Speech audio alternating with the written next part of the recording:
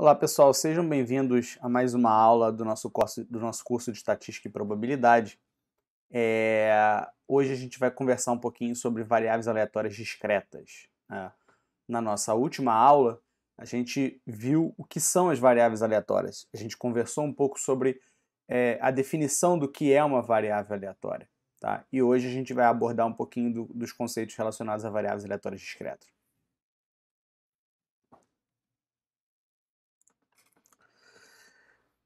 Beleza, então vamos lá. Então, o que é uma variável aleatória discreta? Aqui tem uma definição formal, mas uma variável aleatória discreta é, primeiro, uma variável aleatória e, segundo, o contradomínio dessa variável aleatória, portanto, o Rx dessa variável aleatória, ele é um conjunto finito ou infinito contável. Tá? Então, ele pode ser um conjunto infinito contável, que é aquele tipo de conjunto onde, apesar de você não conseguir representar todos os elementos do conjunto, porque é um conjunto infinito, você ainda consegue enumerar os elementos do conjunto. Você consegue colocar 1, 2, 3, enfim. Isso é um conjunto infinito contável. E, obviamente, o conjunto finito é aquele que tem um fim, né? Que tem um último elemento. Tá? Então, um exemplo, vamos supor que a gente tem uma fonte radioativa, tá? E essa fonte radioativa está emitindo partículas alfa. Bom, a emissão dessas partículas ela é não determinística, ela é aleatória, né? E é observada por um dispositivo de contagem durante um período de tempo. Então, basicamente, tem um dispositivo que fica contando o número de partículas alfa que são emitidas durante um determinado intervalo de tempo. A variável aleatória de interesse é a variável aleatória x, que é basicamente o número de partículas observadas, o número de partículas alfa que a gente observou durante esse intervalo de tempo. Repara que é uma variável aleatória, né?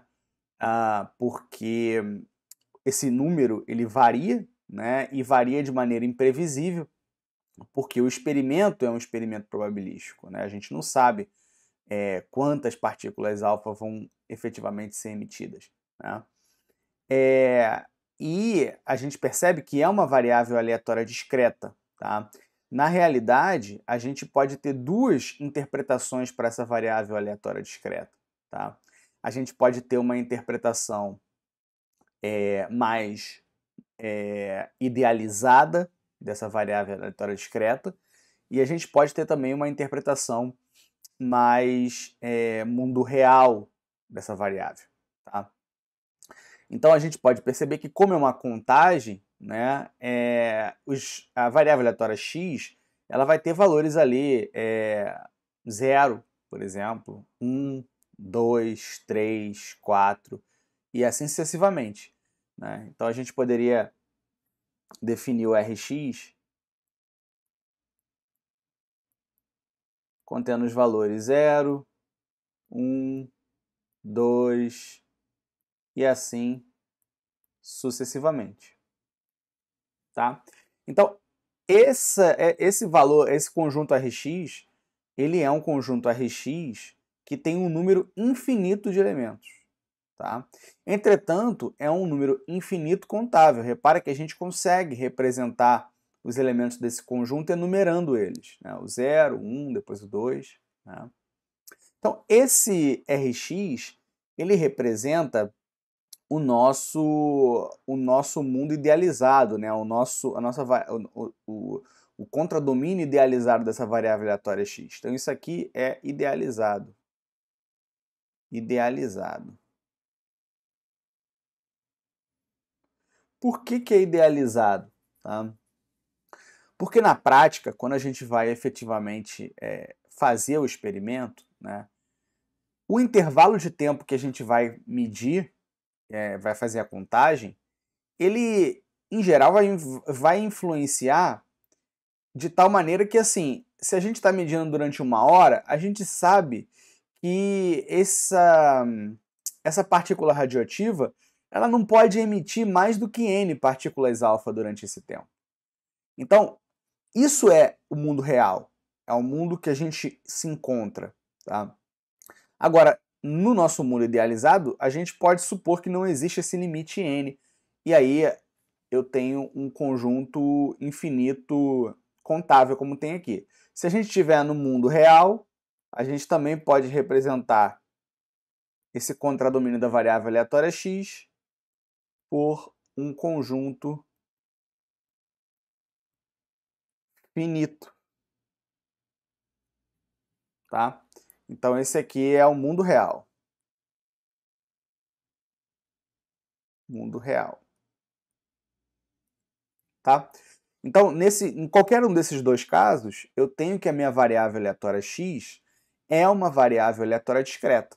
No primeiro caso, no mundo idealizado, ele é uma variável aleatória discreta cujo seu contradomínio é um conjunto infinito contável de elementos. No segundo caso, a variável x seria uma variável aleatória discreta cujo seu contradomínio é um conjunto finito de elementos. Tá bom? Então aqui tem a mesma ideia, né? Muito bem. Então vamos falar agora de probabilidades. Até esse momento a gente falou basicamente do contradomínio da variável aleatória, né? Mas como a gente viu inclusive na aula anterior, a gente pode atribuir probabilidades para eventos relacionados à variável aleatória, né? Então, seja x uma variável aleatória discreta, né, o contradomínio Rx vai conter, no máximo, um número infinito contável de elementos. Então, a gente vai ter x1, x2 e assim por diante. Tá? A cada possível valor de xi, a gente vai associar um número p de xi, que é igual a p de x igual a xi, que é a probabilidade de xi. Lembra lá nas aulas que a gente estudou os espaços amostrais equiprováveis, principalmente o espaço amostral finito, né? A gente viu que a gente atribui valores de probabilidade aos elementos individuais do espaço amostral, né? Então, lá nessa aula, a gente viu que a gente vai ter um espaço amostral com elementos A1, A2 e assim sucessivamente, né, até AN, no caso de um espaço amostral finito, ali, com um número finito de elementos, né? Ou poderia ser infinito também, tá? Mas o importante é que a gente lá na nossa aula, lá no início, né, quando a gente conversou um pouco sobre espaços amostrais finitos ou infinitos contáveis, né, a gente atribuiu um valor para cada um desses elementozinhos aqui. Então a gente disse que P1 é igual à probabilidade de A1. P2 é igual à probabilidade de A2. Né? E assim sucessivamente. Então a gente definiu um valor de probabilidade para cada evento elementar, né, que é o evento que tem um único elemento do espaço amostral, né, para cada evento elementar relacionado ao meu espaço amostral. Né? E a gente viu que quando eu faço esses eventos elementares, eles são mutuamente exclusivos, de maneira que eu posso, se eu quero calcular a probabilidade da união de todos eles, né, que no caso seria meu próprio espaço amostral, basta eu calcular a soma das probabilidades. Né? Então, a probabilidade da união, né, de I igual a 1, nesse caso como é finito, né, até n, né, dos eventos elementares AI, essa probabilidade vai ser dada pela soma, pelo somatório das probabilidades PI.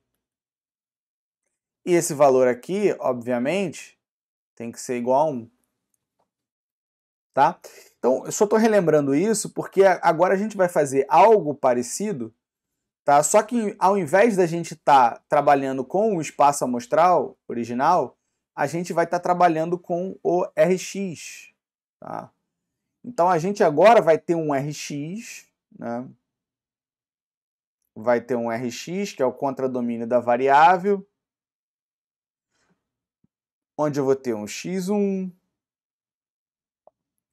x2, x3 e assim sucessivamente.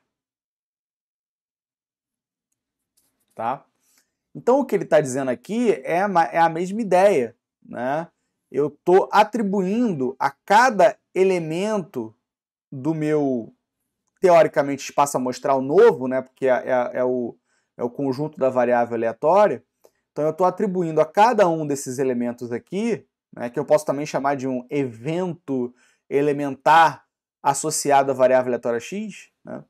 Eu estou atribuindo uma probabilidade, que é o tal do P de xi, né? Então, para cada carinha desse, eu atribuo uma probabilidade. Então, a esse cara aqui, eu vou atribuir a probabilidade P de x1. A esse carinha aqui, eu vou atribuir a probabilidade P de x2. Tá? E assim sucessivamente. Tá bom? Então, a ideia é muito semelhante ao que a gente já tinha estudado. Tá? Então, a cada possível valor de xi, nós associamos um número P de xi, onde eu tenho que P de x igual a xi. Tá? Muito bem. Então, os números P de xi para i igual a 1, 2, etc., devem satisfazer essas condições, obviamente porque o valor P de xi é uma probabilidade, então tem que ser maior ou igual a zero, né? E tem que ser menor do que 1, e isso é expresso também pelo fato do somatório, né, do P de xi para todo xi pertencente a Rx, esse somatório tem que convergir para 1. Né? Então é a mesma ideia, pessoal. É a mesma ideia. Ó, repare que aqui a gente tinha esse caso, ó, que é exatamente essa mesma ideia aqui. Ó. Esse somatório tem que convergir para 1. Né? E a probabilidade tem que ser maior ou igual a zero. Tá bom? Então o que a gente está fazendo aqui é atribuir probabilidades a valores individuais do meu Rx. Tá? A elementos individuais do meu Rx. E aí, essa função, esse carinha aqui, esse P, você pode notar que é uma função, né? E a gente chama essa função P de função de probabilidade da variável aleatória. Então, o P é uma função de probabilidade. Tá? É uma função que atribui um valor de probabilidade aos diversos elementos de Rx. Tá? Para cada elemento de Rx, a função P atribui um valor de probabilidade para esse elemento. Tá bom? Se a gente pegar os pares xi e P de xi, a gente tem o que é normalmente chamado de distribuição de probabilidades de x. Tá? Em geral, quando a gente fala da distribuição de probabilidades, a gente está se referindo, na maior parte das vezes, à função de probabilidade. Tá? Então, quando a gente fala que o cara tem uma distribuição normal, uma distribuição binomial, a gente está se referindo à função de distribuição de probabilidade. Tá? A função de probabilidade daquela variável aleatória. Mas a distribuição de probabilidade é dado pelos pares xi e P de xi. Tá? Você pode pensar na distribuição de probabilidade como você tendo a probabilidade máxima sendo 1, como sendo uma massa unitária. E você vai pegar essa massa e vai cortar, vai particionar essa massa e vai associar um pedacinho dessa massa com cada elemento de x. Né? Então você está distribuindo essa massa pelos diversos elementos de x. Essa é a ideia da distribuição de probabilidade. Eu estou pegando a probabilidade 1, dividindo ela em pedaços, né? E distribuindo essa probabilidade 1 através dos vários elementos de x, de Rx, aos vários valores de x. Tá? Então o gráfico aí está mostrando justamente essa ideia, né? Eu tenho a minha probabilidade 1 e eu estou distribuindo ela entre os valores de x, né? Então o x1 tem um pouquinho mais de probabilidade do que x2, que está parecendo ter a mesma probabilidade que x3, e assim sucessivamente. Se eu somar essas massas que ficaram em cada um dos valores de x, ela tem que me dar a massa original, que era de 1, né? Então é a mesma ideia da probabilidade. Se eu somar essas probabilidades que foram distribuídas pelos diversos valores de x, eu tenho que obter de volta o valor 1, que é o que ele está dizendo aqui, né? Que o somatório de todas essas probabilidades que foram distribuídas tem que dar 1. Tá? E cada valor de x1 tem que ter uma probabilidade maior ou igual a zero, tem que ser positiva essa probabilidade, zero ou positiva, né? Pode ser zero ou pode ser positivo. Tá? Beleza, então isso é a distribuição de probabilidade. Tá? Coloca isso na sua cabeça. Quando você ouvir falar de distribuição de probabilidade, isso significa como que eu pego a minha probabilidade 1 e distribuo entre os valores possíveis da variável aleatória. Tá? É isso que é a tal da distribuição de probabilidade. Bom? Algumas observações. Primeira observação. A escolha dos números p de xi é presumivelmente determinada pela função de probabilidade associada aos eventos do espaço amostral μ, onde x é definido. Tá? Então, o que ele está querendo dizer com isso? Ele está querendo dizer o seguinte, olha, eu estou associando valores p de xi aos diversos xi, que são valores da minha variável aleatória x. Né? Mas esses valores p de xi, eu, em geral, não vou atribuir de qualquer jeito. Tá? Esses valores p de xi, eles são obtidos, né? Ou eles são... Está me fugindo a palavra agora. Mas eles são induzidos, né? Por conta dos valores de probabilidade associados ao espaço amostral original. Tá? Então, repara aqui uma coisa. Ó. P de xi, como a própria definição está dizendo, P de xi é igual à probabilidade de x igual a xi. Tá? E a probabilidade de x igual a xi é igual à probabilidade do evento que vai conter o elemento S do espaço amostral, tal que xs é igual a xi. Tá? Esse evento aqui e esse evento aqui são eventos equivalentes, como a gente já estudou. Tá? Então, o valor de P de xi, ele depende da probabilidade que eu vou atribuir para esse evento aqui relacionado ao meu espaço amostral original. Em geral, é isso que acontece. Tá? Então, o que ele está dizendo aqui, ó, ou seja, P de xi é igual a P de S, dado que x de S é igual a xi. Foi o que eu acabei de mostrar para vocês.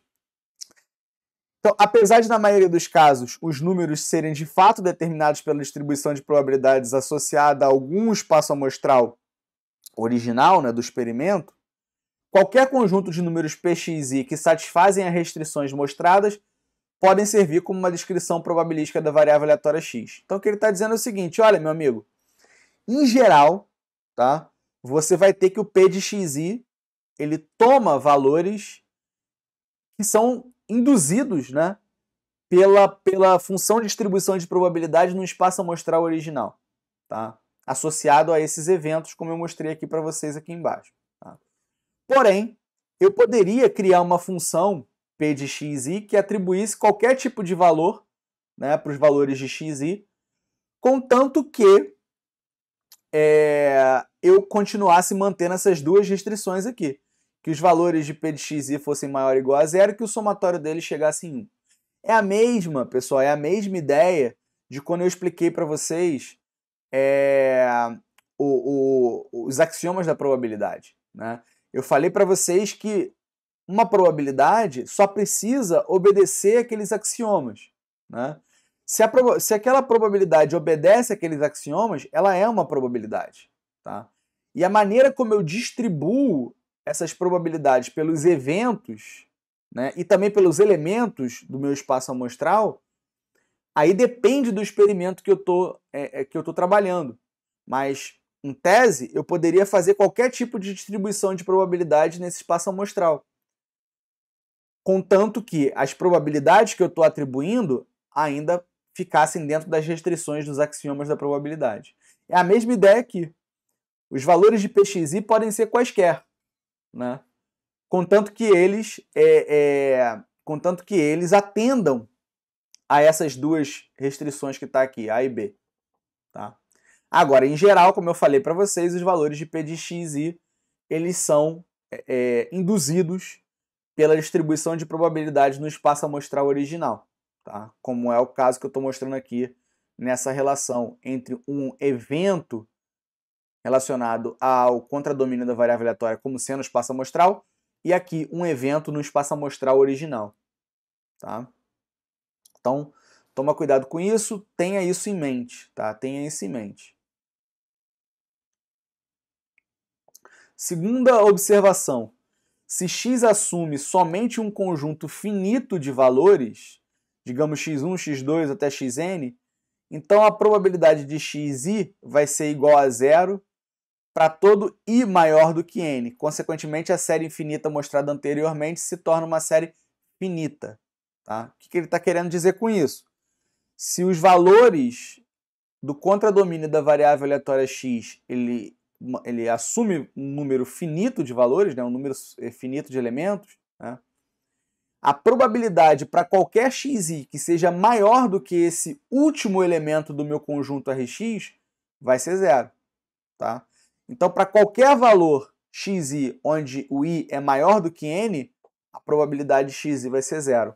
E aí a gente tem o caso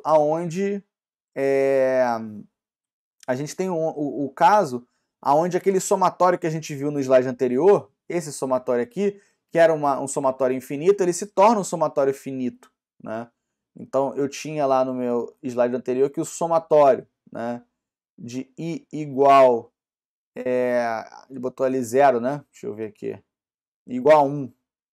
De i igual a 1 até infinito, né, de p de xi, né, ele diz que isso tem que ser igual a 1. Né? Agora, repara que isso aqui, né, é a mesma coisa que o somatório de i igual a 1 até n de p de xi mais o somatório de i igual a n mais 1 até infinito de p de xi. Certo? Só que como ele está falando aqui que p de xi vai ser igual a zero para todo i maior do que o n se o meu Rx for um conjunto finito. Né? Então o que vai acontecer? Esse somatório aqui ele vai ser zero. E aí eu tenho o seguinte, que o somatório de i igual a 1 até n de p de xi tem que ser igual a 1. Tá? É isso que essa observação 2 está dizendo para a gente aí embaixo. Tá bom?